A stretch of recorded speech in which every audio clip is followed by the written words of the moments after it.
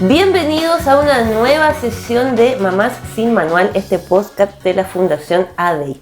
Estamos nuevamente en este espacio seguro, aquí reunidos para hablar de maternidad, neurodivergencia, infancia y vida real. Esta vez nos acompaña don José Perich, activista, educador diferencial. Quizás ya han escuchado su nombre, pero esta vez no queremos hablar con el educador diferencial ni con el activista. Queremos hablar con la persona tras todo eso, con el ser humano, con el padre. Te damos la bienvenida. Muchas gracias por estar aquí. Bueno, muchas gracias por la invitación. Es un agrado para mí estar participando, sobre todo de estas visiones más comunitarias como la que yo he visto que ustedes tienen respecto al espectro. Y también el desafío grande de hablar de mí, porque por lo general nunca me preguntan por mí. De hecho, era una alegría que no me preguntaran por mí. No, pero puedo soportarlo y veamos qué sale. Sí, en este espacio compartimos nuestras experiencias y más allá de darnos apoyo en información y en tecnicismo, vamos un poco más a cómo ha vivido cada uno su experiencia y cómo ha sido este camino de acompañar a nuestros hijos con neurodivergencia. De repente batallas un poco invisibles, pero cuando las ponemos aquí sobre la mesa, nos acompañamos y nos damos herramientas entre todos. Así que agradecemos mucho tu presencia. Te agradezco la invitación. Hola, José. Hola. Mira, bueno, queremos saber, como decía mi compañera, queríamos saber quién es José, fuera de su rol de activista, en las reuniones, en su rol de educador. ¿Quién es José? Mira, si tú me sacas un poco del agenciamiento, así como del rol, y me destapáis un poquito del activismo y todo el tema, sigo siendo algo bien parecido, ¿eh? De verdad que yo tengo, no sé si es bueno o malo esto que voy a decir, ya que tengo el tema de que en realidad yo soy como en todos lados. Me ha traído problemas algunas veces, sí, pero también me ha traído muy buena llegada con la gente en ciertos aspectos. Ahora, como si tú me preguntas más en lo íntimo, soy una persona bastante con un núcleo familiar muy concentrado, ¿eh? Tengo una familia más extensa, pero la que nos gusta a nosotros es la familia que está en la casa, ¿ya? Somos muy de casa. Y pues, si quiero contar algo más íntimo mío, soy muy de vida solitaria, muy de armar cubos de Rubik, muy de videojuegos, muy de videojuegos. Mucho del cómic, mucho de cuánta cosa ñoña puede existir, yo estoy metido ahí por lo general, y ese es mi espacio más íntimo. Consumo mucho YouTube, ya que me están preguntando de eso, consumo mucho YouTube de videojuegos, y tomo cerveza, videojuegos, YouTube. Eso es como el nivel más de profundidad de mi ser. Claro. Y cuéntanos, ¿qué te llena el alma? ¿Qué cosa te calma? Las cosas que me calman, claro, es un cliché, pero yo tengo un hijo dentro del espectro, me imagino que vamos a hablar de él, ya, y las cosas que me calman es cuando lo veo tranquilo, cuando lo veo feliz.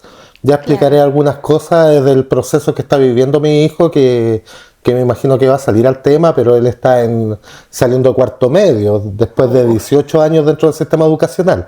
Yo siempre digo que no son los 12 juegos los prisioneros, para mi hijo fueron 18. Entonces, ¿qué cosas me calman? Es cuando se completan ciclos. Cuando se completan ciclos con mi hijo, he visto como que, terminamos algo, siempre hay un espacio de calma, ¿ya? Que después yo no tengo que contarle a ustedes esto, pero porque ustedes ya lo viven probablemente, pero después viene un periodo de, lo que se viene ahora. Pero ahora, si tú me preguntas, ¿qué me mantiene en calma? Es la tranquilidad, felicidad de mi hijo dentro del espectro y mi hijastra dentro del espectro, porque tengo una hijastra dentro del espectro, me persigue el tema. Claro. No me abandona. No te abandona. ¿Cómo te describirías tú en 3 palabras, pero fuera de tu trabajo? Qué difícil. Sí. 3 palabras, así como un adjetivo calificativo. Testarudo, pa' bien y pa' mal.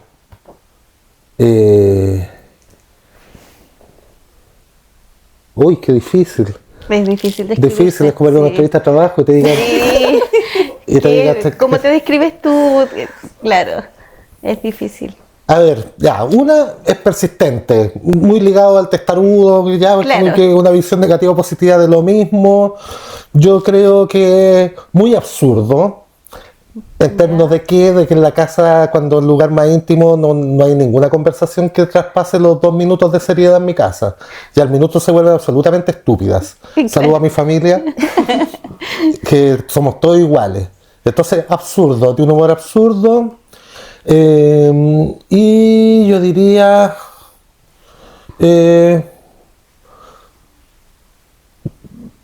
reflexivo, diría. Pero vuelvo a insistir, todas estas cosas que yo estoy diciendo se dan como una moneda con un doble cara, porque sí, soy reflexivo y gente me lo dice, mira, qué bien que hiciste esto, este nexo con estas otras cosas, pero también soy hiper reflexivo y le doy vuelta a cosas que quizás no debería darle y que generan un pequeño trastorno del sueño. Claro. ¿Cachai? Entonces, claro, yo diría reflexivo, persistente y la otra ya no la recuerdo, porque eso es lo otro que tengo, se me olvidan las Claro. cosas.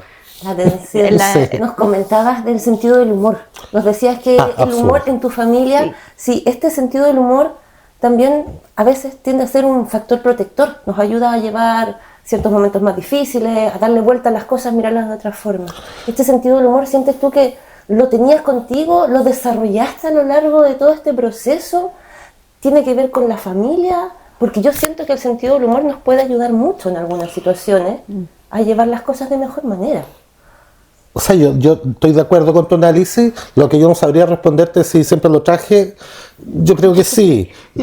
Me junté con gente igual que yo. Pero, por ejemplo, hay algo que si hay familias aquí que están viendo esto y no tienen hijos dentro del espectro, después cuando una vez se derriban todas las barreras de los procesos de aceptación que ustedes hablaban hoy día en una charla, ya por lo general empieza la broma. Y en mi casa el humor respecto al espectro, yo no quiero ser sin respeto, ¿ya? De verdad, pero en mi casa el humor que hay respecto al especto es absolutamente brutal. Yo creo que pasa en todas las familias que ya hemos pasado como esta etapa, después ya es como... Reírse de todo, sí. Sí, nos reímos de No, nosotros pero es que- mismos, de nuestros hijos. Claro, por ejemplo, mi hijastra, con mi hijastra está estudiando química farmacia ella, y tenemos un humor muy ácido, entonces si ella de repente se pone muy concreta, le empezamos ya a cortarlo con tu autismo, por favor. Claro. No, ya hay humor que en muchos de las familias, o sea, yo no podría contar las bromas abiertamente porque podría ser censurable en otro contexto, pero en el Claro. contexto familiar más íntimo, más encima, es que también pasa otra cosa. Cuando, yo no sé cómo han sido sus procesos o en qué momento de esos procesos están, ¿ya? Pero lo que pasa es que tú vives tu proceso de aceptación, lo vas viviendo, etcétera, pero llega un momento, yo ya tengo un hijo de 21 años y una de 20, donde ya absolutamente te deja de importar. Ya te preocupa el futuro, que es otra cosa, te deja pero el espectro como tal deja de ser esa como nube que está ahí limitación. y que uno conversa. Es como más mi área laboral ahora, pero en términos de, si es que hablamos de espectro autista en mi casa, es para reírnos. Ya, es para burlarnos de algunos. Y además que está súper naturalizado, porque además, o sea, en mi familia está mi hijo, mi hija con diagnóstico, pero está todo el resto que no tiene diagnóstico, pues, y que somos todos de los mismos, y finalmente es como una cosa que al final sabemos que estamos todos, finalmente. Ya unos con diagnóstico, otros sin diagnóstico. No sé si es la realidad de todas las familias, pero por lo menos la mía. La mayoría de las Yo miro para atrás y si es que no hay, disculpen el tecnicismo, el único, permítame, si no están dentro del espectro, por lo menos hay un fenotipo conductual ampliado que son gente que tiene características del autismo, pero tales características no le han generado tal dificultad en el desempeño como para configurar un diagnóstico.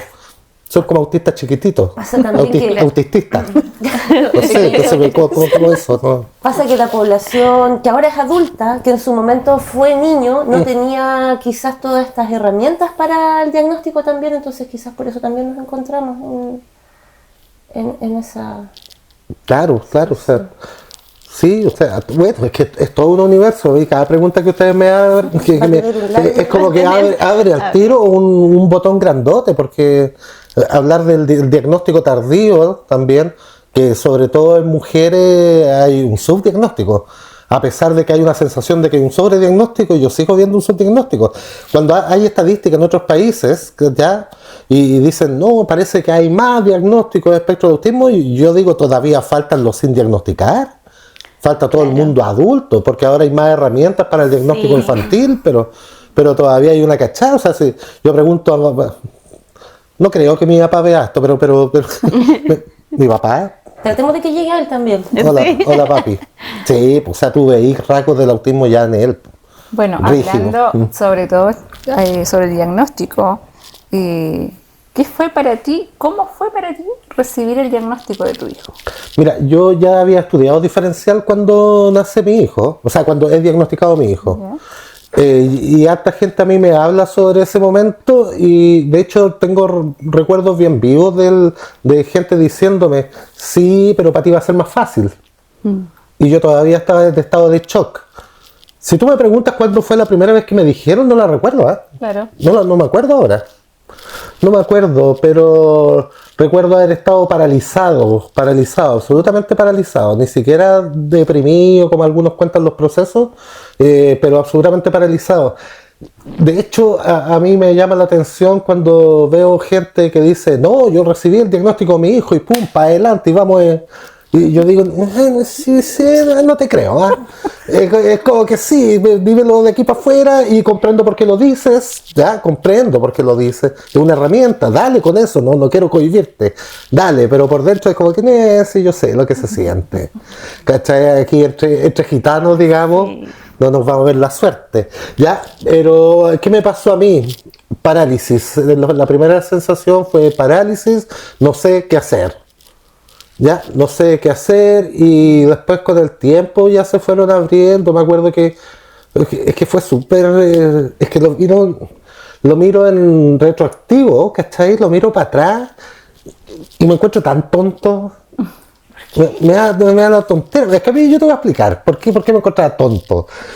Porque tenía esa visión romantizada de que la paternidad ya consistía en yo ir con mi hijo a jugar a la pelota a la plaza y estar ahí jugando, hijo mío, yo te voy a enseñar, ¿ya?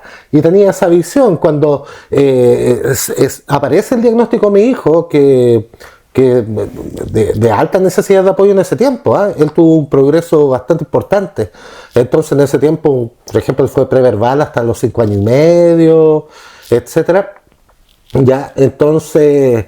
Claro, ese sueño de esa paternidad ideal, ¿ya? Ideal era como, chuta, no la voy a tener, y de verdad como que me achacaba, po. Un duelo. Sí, mira, a mí me gusta resignificarlo, ahí estarán de acuerdo, ¿no? El mundo de los psicólogos, pero yo le llamo proceso de aceptación, pues más que proceso de duelo. Pero mira, deja terminar, porque aquí viene el giro. Mira, espérate el giro. ¿Cachai? Que cuando llega el momento y yo voy avanzando quizás en esa etapa de aceptación, empiezo a mirar hacia atrás, y ahora lo encuentro más tonto todavía, era que yo tenía esta visión de ir a jugar a la pelota con mi hijo en la plaza. Yo jamás he jugado a la pelota. ¿Cachai? Y ahí me empiezo a dar cuenta, cuando veo en retrospectiva, que yo tenía una figura de paternidad que venía como de la tele, de la teleserie, una cuestión idílica que yo ni siquiera cumplía. Con un hijo sin autismo no hubiese ido a la plaza. ¿Cachai? Claro. Menos jugar a la pelota. Menos jugar a la pelota, que si lo juego, yo no le pego a la cuestión. ¿Cachai? Entonces, claro, todos esos procesos de aceptación tienen que ver, creo yo, con un mundo idealizado al respecto de lo que es la paternidad y la maternidad.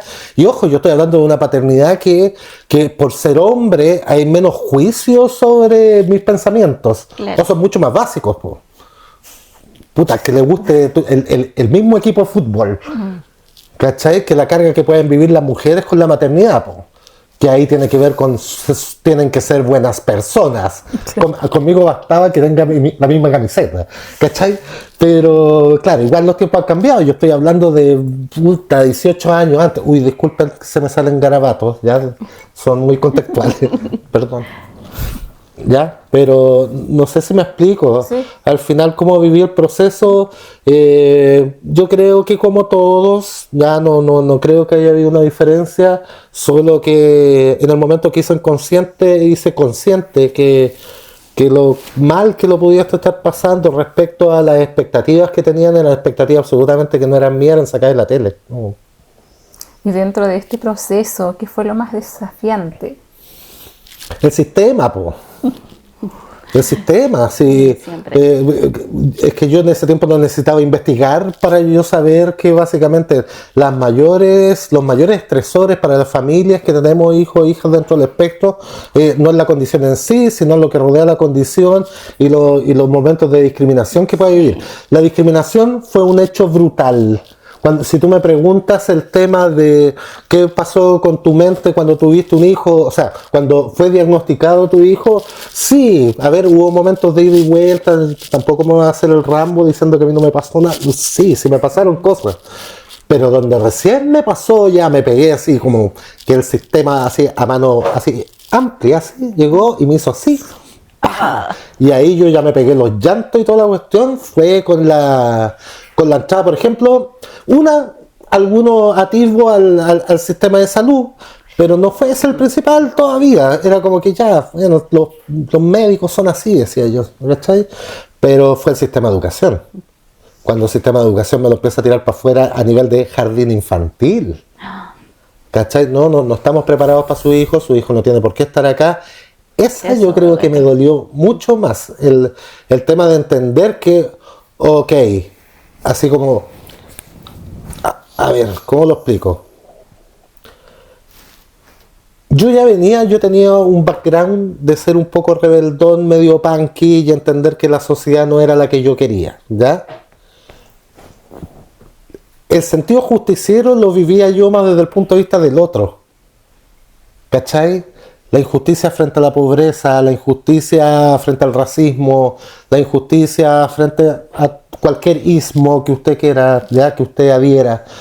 Pero cuando lo viví en términos de familia, así tan cerca, al lado, fue como, y con mi hijo más encima, que tenía un lazo de sangre ahí, pero brutal, ¿cachai? Ese yo creo que fue más brutal que el tema del diagnóstico. Mirándolo para atrás, y de ahí seguir escalando, porque yo les podría, claro, yo no sé cómo va esta entrevista, pero el tema, después que esto no cesaba, de que cuando superaba y una te pillaba y la otra, ¿ya? También el tema del sistema de salud, bueno, de hecho el tema diagnóstico propiamente tal de mi hijo fue un vía crucis, porque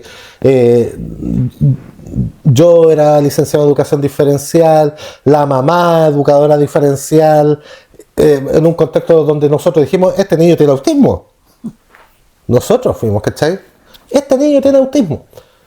Y lo íbamos a llevar al pediatra. Como yo ya trabajaba en autismo, el pediatra me decía que no, que yo estaba sugestionado por mi trabajo. ¿Cachai? Entonces, si bien están todas esas cosas que enrarecen el diagnóstico de mi hijo, yo creo que cuando yo ya lo empiezo a pasar mal, así se tú me decís, ¿cuándo lo pasaste mal? No, el primer jardín, la primera entrada, el primer rechazo. Ahí fue una cosa brutal. Me acuerdo y me da rabia. En ese tiempo me dio pena, ahora me da rabia. Me da rabia y pena. Sí, en el momento yo vamos a quemar algo. Sí. Todos Sí, pasamos vamos pena. todos por eso. Todos pasamos por eso. ¿Se puede decir decir. eso? Es un espacio libre y seguro. Ya tengo dificultades pragmáticas también, entonces también. ¿Quién es José? Tiene problemas pragmáticos. También. Claro, ahí está. Dice uno, cosas de repente. No, es un proceso Difícil para todos. Difícil, sí. Yo creo que todos hemos pasado casi un proceso similar. Sí. Y ahora lo vemos nos da risa, pero ahora nos da risa. Y a veces nos da rabia también, así como, ¿por qué no hicimos otra cosa? ¿Por qué no fuimos a reclamar? Porque en el momento estás tan vulnerable que te dejas llevar por todo lo que te dicen los demás. Y no cacháis, pues no te dais cuenta. Tan duro para decir. ¿Por qué no me paré más firme? ¿Por qué no defendí más a mis hijos? Sí. Y al final yo tengo que tratar de lograr que ellos no pasen lo mismo que uno pasó, o que su vida sea un poco más fácil.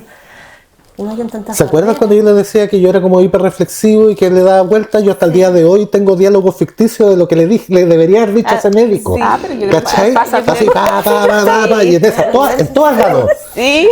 En todas ganó, en todas dije lo más inteligente, Claro. en todas lo humillé con la ironía, el humor sarcástico, Ay, y, claro. y yo era un tipo brillante. No, pero yo en Pero realidad la lo que vida fue era real, claro. así como dejando una platadora que te pasaba el sistema por encima, ¿cachai? Pero claro, a uno le gustaría. Mirando retrospectiva, ya después uno ya sabe qué peleas dar, y eso es entretenido, sí. Ya, porque también uno después, ahora yo ya sé qué peleas dar y cuáles no, sé cuál es el médico, así que se ponga un poco gil, o el sistema, yo sé ya un poquito más que contestar. Claro, tuve que estudiarme tuve que leerme todo el sistema político Claro. chileno de inclusión para empezar a defenderme, claro, sí. Y ahí empieza un poco el activismo, pero ya dijimos que no nos íbamos a meter ahí. Bueno, ya dentro de esto vamos a cambiar así como de una, así como dentro, Dale. dentro de todo esto malo que puedes pasar, ¿qué es lo bueno que has pasado dentro del... Situaciones chistosas, situaciones caleta de cosas para reírme, del Danco diciéndole cosas a gente, de mi hija ahora, bueno, con más grande, con mi hijastra lo mismo, pero sí, lo bueno, mira, voy a decir una cuestión media cliché, no sé si es real, pero no sé si es que si lo es el tema de que igual hay un crecimiento respecto, creo, me gustaría pensar así, que hay un crecimiento respecto a cómo uno ve la vida. Ni siquiera voy a hablar de mí en ese caso, yo siento que hay un crecimiento y un respeto al otro como es, ¿cachai? Sin entrar a juzgar. Por último, yo puedo ignorar y me voy de un lado, ¿cachai? Eso sí lo hago. Pero ya es como, que la gente haga lo que quiera, ¿cachai? Pero... crece la empatía hacia los demás, se Sí. desarrolla un poco más. Sí, y eso, claro, cuesta verlo en uno quizás, pero yo he visto a unas familias cambiar diametralmente, una familia como gente como de recursos económicos, gente muy arrogante, no necesariamente vienen pegados, pero me refiero a gente altanera, estoy hablando ya, gente de plata, que he visto como un hijo autista de nivel 3 de apoyo les ha transformado la vida y lo ha vuelto a la humildad máxima. He visto esa transformación. Honesta, ojo, no estoy diciendo jajaja, lo que te pasó. No, estoy diciendo... ¿Cómo te cambió la vida? ¿Cómo cambiaste tú? Es increíble. Como yo te conocí, como eras tú antes. ¿Cachai? Porque en este mundillo también lo que pasa es que también uno se va relacionando con mucha gente con autismo o con hijos con autismo. De hecho, da una sensación como de que quizás con Adey, quizás es un poco un ejemplo claro, que finalmente las mamás en este caso se van juntando sin... Como por procesos biológicos, como si fuera una cuestión molecular, que las Claro. familias se van juntando. Gente, Sí, como un imán que nos une. Sí, pues, porque hay cierto grado de comprensión. Bueno, ahí habrá que explicar habrán miles de razones para entender eso, pero Es que hablamos el mismo idioma, creo yo. sí, y no hay un juicio tampoco. Claro, tampoco hay juicio. No hay juicio, no hay mira, estáis malcriando a tu hijo. Y eso es Lo que pensamos, pasa. pero no lo decimos. Sí, yo creo que sí. Igual, pero seamos igual honestos, hay ¿no? que decirlo. ¿O no? Yo creo que ¿Ah? igual hay que decirlo porque al final es, si tú estás creando esto que como la tribu, digamos, que nosotros le decimos, es bueno decir que te digan, no sé, pues, ¿sabes qué? Lo estáis haciendo mal, así no. O estar mal criando al niño, no sé. Sí, quizás la diferencia es que se hace desde la vivencia común. Si es que te lo dice otro, ay, pobre de él. Ah, sí, eso es distinto. ¿Cachai? O sea, yo no es lo mismo que a ustedes, y podrían muchas razones para criticarme en términos de crianza de hijo. No vamos a hablar de eso, espero. ¿Ya? Pero sí soy muy criticable, pero si viene una mamá de chicos con autismo, ya sí, déjame en paz nomás. ¿Ya? Pero si me lo dice el otro, es como, ¿qué te está pasando? Estás cometiendo un problema aquí. Aquí hay una línea imaginaria que estás trazando que quizás no deberías seguir, pero tiene que ver mucho por el... Funcionamos como tribu, tú dijiste tribu, ya, yo diría como tribu urbana ya. Es como un tema, sí, es bastante tribal. Yo creo que es bastante de protección, de autoprotección, y nos podemos decir cosas. Es como las poblaciones del Bronx son racializadas, ¿cachai? Entre ellos se pueden decir cosas, pero un blanco no les puede decir nada. No, eso sí, eso me voy. El término, o está feo la comparación. No. Sí, perdona a la gente del Bronx. El término tribu nació por, como decía Daniela, el juntarnos y hablar lo mismo, y me pasa lo mismo, y sufro lo mismo que tú, entonces como, te encontré, claro, podemos hablar, podemos conversar, tú no me vas a juzgar, entonces ahí nació el término de la, esta es mi tribu, aquí pertenezco. Entonces el poder unirte, juntarte con las mamás o papás que están pasando lo mismo que tú, es como reconfortante para nosotros. Entonces nosotros decimos que somos una tribu. Y compartimos experiencia, lo que le sirvió a ella, que quizás a mí no me sirve, pero lo puedo integrar, y ahí vamos viendo lo que a cada uno le resulte, porque eso es lo otro, no hay una receta única, sino que tienes que irte amoldando a tu grupo familiar, a tus propias características, buscando herramientas. Entonces, de verdad, de repente uno dice, chuta, me dijeron que haga esto, pero no me resulta, que estoy haciendo mal. Y otra mamita que ya lo intentó, que resultó, mira, ¿sabes qué? Prueba con esto, no importa, Gaby, te abraza. Y se sobrelleva. Igual es curioso, mira, yo vuelvo a insistir porque en ningún momento se puede hacer el parangón lo que es la paternidad, la maternidad, por el grado de exigencia que hay, ¿ya? Eso hay que sentarlo de base, no es el mismo, ¿ya? Pero a mí me dan, a esta altura me dan risa, no sé qué me provocaban antes, pero me da risa, por ejemplo, esos libros de crianza, esos libros de crianza que te dicen, pero toma este libro, ¿lo has leído alguna vez? No, ya, no. Son chistosos porque, por ejemplo, no sé, pues te traen unas recomendaciones de la crianza perfecta y uno cacha que la crianza divergente es súper cuática, disculpen lo poco técnico, se me permitió hablar así, dijeron. Entonces, claro, uno ve estos libros y donde salen puras madres que lo pueden todo y que dicen, sí, hijo, yo te voy a enseñar, di esto, y el niño te hace caso, inmediato, así, pero de forma espontánea, ¿ya? Entonces, es muy curioso esto que tú dices, me encanta el nombre del programa, de hecho, ya cuando lo mencionaron allá, maternidad sin manual, madre sin manual, sí, eso, y bueno, y desde mi vereda de paternidades también, ya, también sin manual. Lo que pasa es que, claro, el hombre no necesita manuales porque nadie tiene un juicio tanto sobre él. De hecho, cacha, a mí me felicitan por ser un padre tan involucrado. Me felicitan por estar presente. Claro, sí. Y ahí yo digo, ya me dejo felicitar porque también me dejo querer, pues, obvio, ¿cachai? Pero igual por dentro pienso, o sea, yo simplemente estoy así como con una meba, así. Claro. Y ya eso me hace creedor de felicitaciones, pues, ¿cachai? Entonces, como chuta, el género. Claro. Chuta. Sí, bueno, nosotros igual tenemos prometido aquí un post con los papitos, aquí los papás también son parte del grupo, y también les vamos a dar un espacio a los papitos para que en algún momento puedan aprovechar de explayarse y comentar sus experiencias. Hay harta tela porque no existen tanto los espacios. Bueno, para variar, las mujeres abrieron más estos espacios y lo abrieron primero. Pero la visión de los padres es una cosa que yo creo que todavía está invisibilizada, la visión de los hermanos.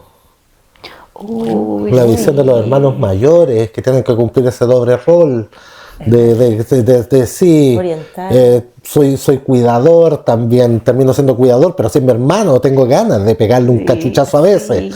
Pero sé que está mal, y esa vivencia de estar entre la culpa y entre la hermandad natural, pero la culpa de yo, ¿por qué? ¿Cachai?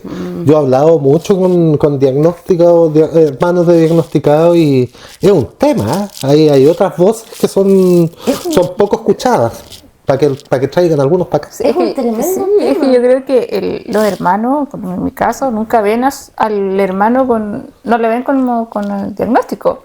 Lo ven como un hermano nomás, para ellos no existe ese... Pero igual pero al momento, claro, el de enojarse, como que se acuerda así, ¿verdad? Que tú tú tienes algo, así que no hay que hacerte nada, así como con la rabia, con tu contenido ahí. El otro día un chico me contaba, un hermano que tuve que entrevistar por un tema de diagnóstico, de evaluativo, claro, pues me decía, me alata porque yo tenía su colección de que no me puedo acordar ahora, pero voy a inventar un monito, ya figuras de acción, qué sé yo.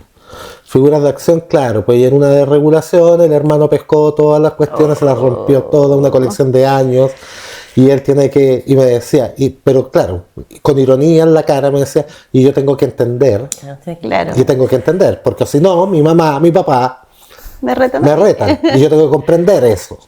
Entonces es todo un mundo, ¿ah? Es todo un tema. Sí, es todo un tema. Tenemos mucho para un capítulo completo incluso. Sí, después de los padres, los hermanos. Los hermanos, sí. Después la mascota. No. Es un tema fuerte. Ahora queremos hablar sobre tu rol de educador diferencial. ¿Cómo miras tú la neurodivergencia y desde lo personal? Mira, a ver, es que para eso tendría que hablar un poquito de mí en términos de mi trayectoria laboral, porque es muy rara. Claro. Es muy rara. Yo, si bien he trabajado mucho en la educación informal. Es que, a ver por dónde parto a explicar ahí. Para que tú me entiendas por qué quizás me va a costar la pregunta. A ver, el sistema educacional regular y yo muy amigos no somos, ¿cachai? Tanto por las vivencias que he tenido con mi hijo, tanto por expectativas mías en términos de lo que es justo, lo que no es justo, ¿ya? Y si queréis por cosas tan minúsculas que deberían ser simplemente por tener un tema de identidad y una estética, ¿ya? Que yo siempre he sido como raro, ¿cachai? En términos de, claro, para los jóvenes ahora esto no es nada, pues. Pero claro, antes andabais con un moicano dentro de un colegio y era como que este cabro está cogoteando a alguien, ¿cachai? Claro. Entonces, etiquetas. A lo que voy es que mi vínculo con el autismo ha sido siempre desde la vereda, un poco desde la resistencia. Me ha costado ponerme en un rol quizás que podría tener un programa de integración que juega ahí al medio. Aquí tenemos aquí en Purranque aquí amigos, ¿cierto? Que tienen que jugar ese doble rol de estar en el programa de integración, tratar de aperrar, pero también de estar muy delicados qué digo y cómo lo digo. Y me parece bien, no estoy criticando, de hecho estoy alabando. Yo no supe hacer eso. No supe hacer eso porque el rol de padre me hacía vomitar todo al colegio en términos de cada vez que había una injusticia. ¿Cachai? Entonces, el autismo como vinculado desde el punto de vista diferencial ha sido más desde un ámbito bastante más seguro.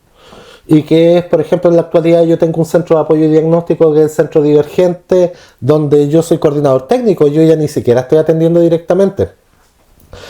Porque también me estoy volviendo viejo, ¿cachai? Y antes a ver, si tú me preguntas con cuál me gustaba trabajar, son con los del espectro nivel 3. Claro, ¿Es más desafiante? Sí, desafiante una palabra, entretenido también es otra.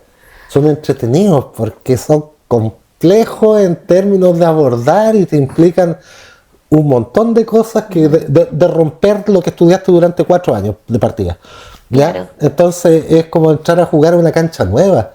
Y cuando yo trabajaba, porque un tiempo pasé en la escuela especial, yo trabajaba principalmente con los de mayores necesidades de apoyo, ¿ya? Y ahí ellos son los que me encantan. Me encanta. Es como, Pero ¿qué pasa? Que ahora yo me tiro porque es necesario hacer mucho suelo a veces con ellos.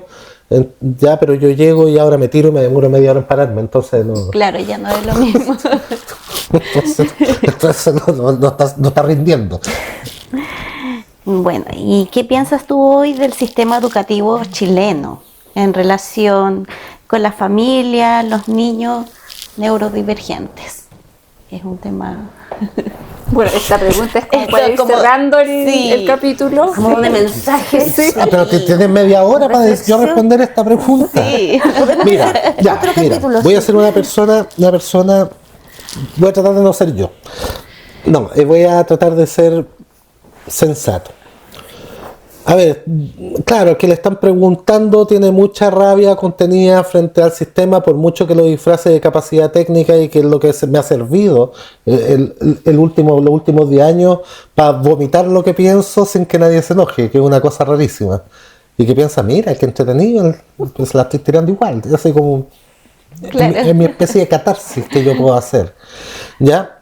Como Pero vamos a tratar de ser justos.